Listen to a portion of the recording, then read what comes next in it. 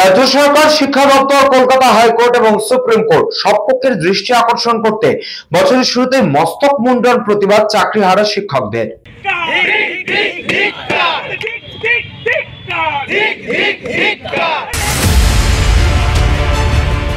বিগত বছরের 22শে এপ্রিল কলকাতা হাইকোর্টের রায় যোগ্য অযোগ্য সবার চাকরি চলে গেছে। বাতিল হয়ে গেছে 19,000 চাকরি, যার ফলে 15,000 যোগ্য বলে এই আন্দোলনকারীদের দাবি।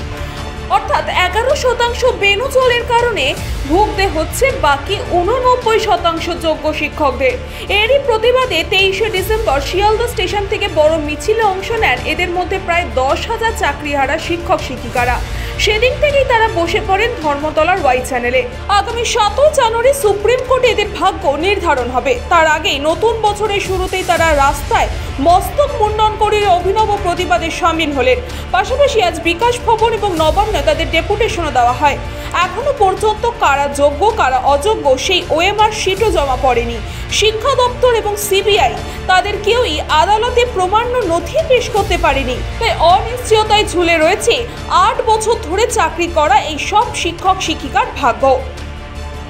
আমরা এই যে 2016 সালে এসএলএসটি পরীক্ষা দিয়ে বৈধভাবে চাকরি পেয়েছি, এটাই আমাদের অপরাধ। তাই সেই অপরাধ বা পাপের প্রায়শ্চিত্ত করার জন্য আমি আজকের এই মস্তক মুন্ডন। আমরা আজকের এই 7 দিন পথে বসে আছি, 7 দিন পথে বসে আছি, 7 দিন পথে বসে আছি, অথচ আমাদের নিজেদের কোনো দোষ নেই, নিজেদের কোনো অপরাধ নেই। তো এর জন্য সেই দায়টা আমাদেরই নিতে হচ্ছে, সেই দায়টা আমাদেরই নিতে হচ্ছে। আচ্ছা, যোগ্য অযোগ্যকে আলাদা করার দায়িত্ব কাদের ছিল? যোগ্য অযোগ্য দায়িত্ব করা মানে আলাদা করার দায়িত্ব তো অবশ্যই আমাদের যিনি নিয়োগ করেছেন এসএসসি, তারই দায়িত্ব যোগ্য অযোগ্য আলাদা করার দায়িত্ব। এবং সর্বোপরি এটার উপরে যদি তিনি আলাদা না করেন, সেই লিস্ট আলাদাভাবে না প্রকাশ করেন, তো দেশের সর্বোচ্চ তদন্তকারী সংস্থা সিবিআই দ্বারা আমাদের তদন্ত হয়েছে এবং সেখানে পরিষ্কার করে বলা আছে কারা দুর্নীতি করেছে কারা দুর্নীতি করেনি। আমরা কেউই দুর্নীতিগ্রস্ত নয়। এখানে যে হাজার হাজার ছাত্ররা দেখতে পাচ্ছেন, হাজার হাজার শিক্ষকরা দেখতে পাচ্ছেন, কেউই দুর্নীতিগ্রস্ত নয়।